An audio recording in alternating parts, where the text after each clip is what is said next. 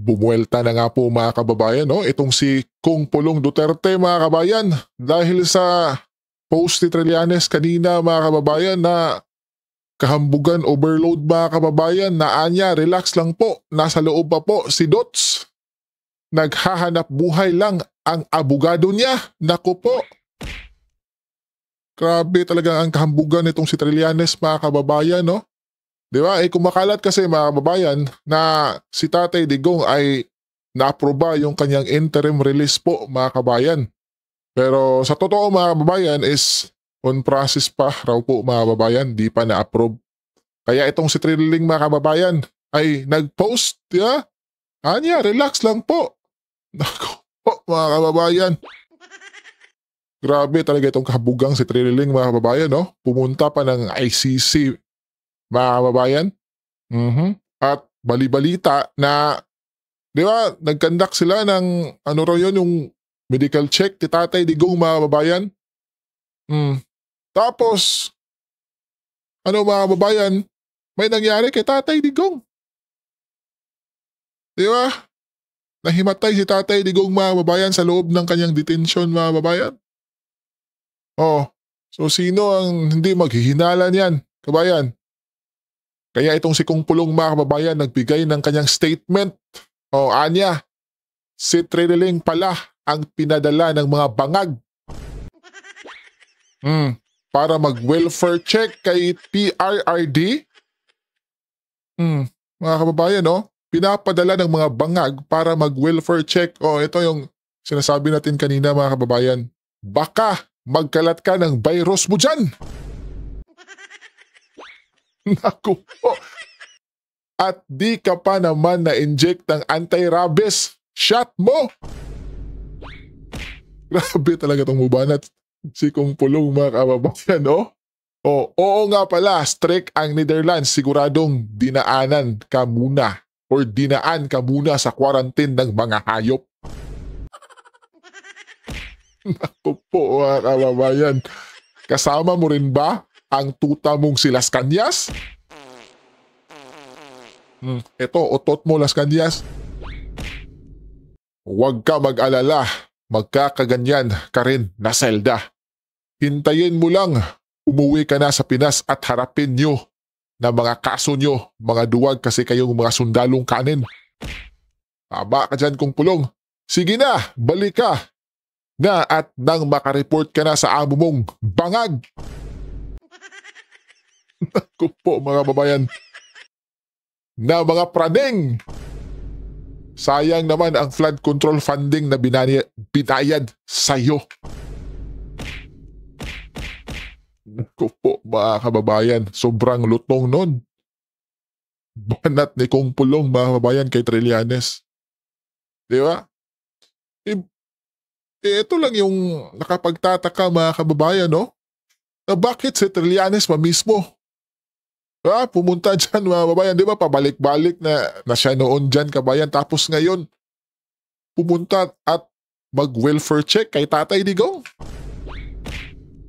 Di ba mga kababayan? So, di ba talaga manghihinala talaga tayo dyan. Na baka may gawin sila kay Tatay Digong mga kababayan. Di ba? So, eto na nga. May nangyari na kay Tatay Digong mga kababayan. Nahimatay. Tapos di pa ibinalita kaagad sa kanyang pamilya mga kababayan. Di ba? Grabe talaga tong sinabi na nga ni Kung Pulong, bangag mga kababayan, bangag administration. Tila ba'y sinusurbol nilang si Tatay Digong ay mawala na mga kababayan? Di ba po? Grabe talaga yung kanilang galit kay Tatay Digong mga kababayan, no?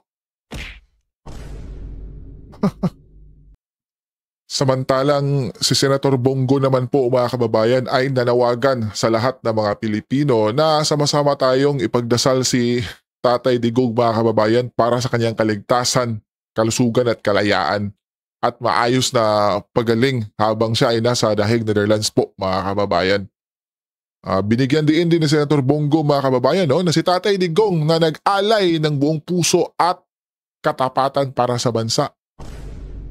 ay nararapat ding ipanalangin at ipakita ang parihong malasakit at pagmamahal na kanyang ibinigay sa sambayan ng Pilipino, mga kababayan. Di ba po, grabe naman po yung binigay ni Tatay Digong para sa atin, di ba po, mga kababayan? Oh, di ba, nadama natin yun, mga kababayan, yung pag-upo niya.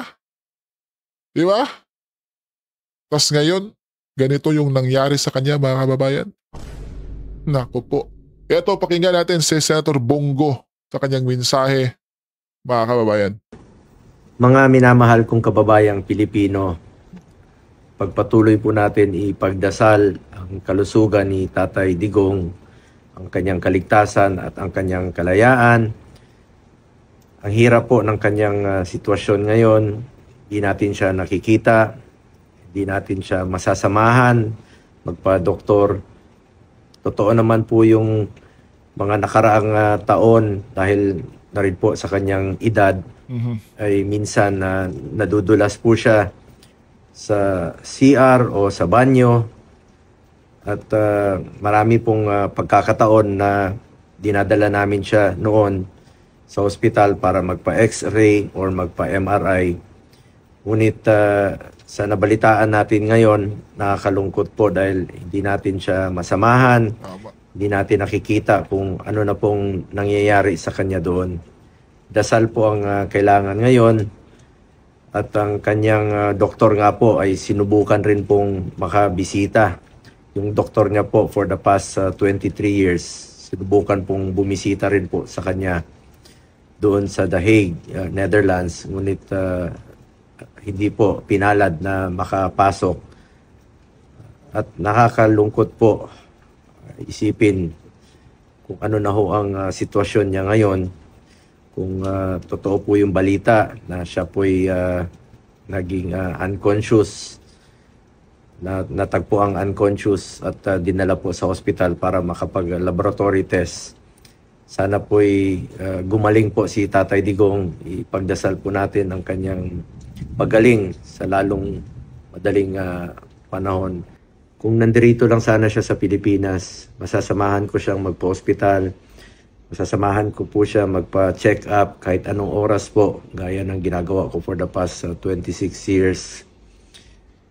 Ako po'y nalulungkot at nababahala sa sitwasyon niya ngayon na mag-isa po at matanda na po si Tatay Digong. Marami na po siyang karamdaman sa kanyang edad na 80 anyos. Napakahirap po ng sitwasyon ni Tatay Digong. Bilang 80 years old po, marami na po siyang sakit at sanay po siya na inaabot yung mga medisina, sinasamahan sa ng kanyang personal nurse or caregiver dito noon sa Pilipinas. Ngunit ngayon ay hindi po na pagbibigyan na meron siyang caregiver. Napakahalaga po na merong nakatutok po sa kanya, tumingin po sa kanya para maiwasan pong madisgrasya o madulas po. Dahil hirap na rin po siyang maglakad. At sana po'y bigyan po ito ng konsiderasyon ang kanyang sitwasyon doon. Importante po para sa ating lahat na siya po'y magiging ligtas.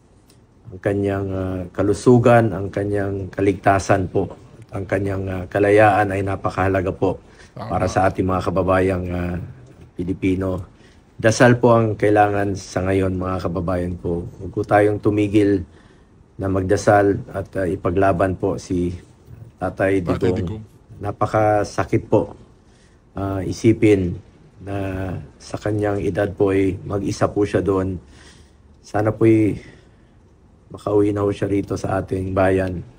Dito na po siya tumanda. Yun naman po ang gusto niya sa buhay. Makauwi lang po sa Pilipinas, makauwi po sa Davao. Tanda na po si Tatay Digong.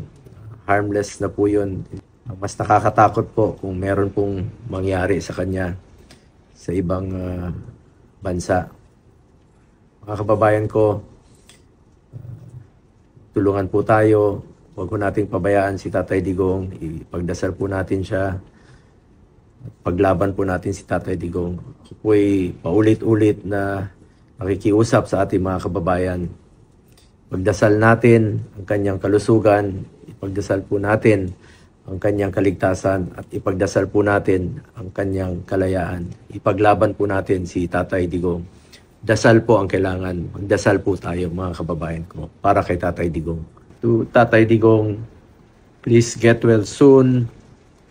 We love you, Tatay Digong. Please bring him home. At yun na nga po mga kababayan, no? Sobrang nakakalungkot talaga po yung nangyari kay Tatay Digong, kabayan. Di ba? Imagine ninyo yan. Di ba? Sa inyong lolo or sa inyong kapamilya mga kababayan. Di ba? Yung sinabi ni Senator Bongo mga kababayan, no? Nasanay si Tatay Digong na may umabot sa kanyang medisina mga kababayan. Di ba? Kasi alam naman natin na paugod-ugod na yan si Tatay Digong mga kababayan. Di ba? Ikaw kabayan, anong masasabi mo ukol sa nangyayaring ito kay Tatay Digong mga kababayan? Magkomento lang kayo sa baba at pag-usapan natin yan kabayan.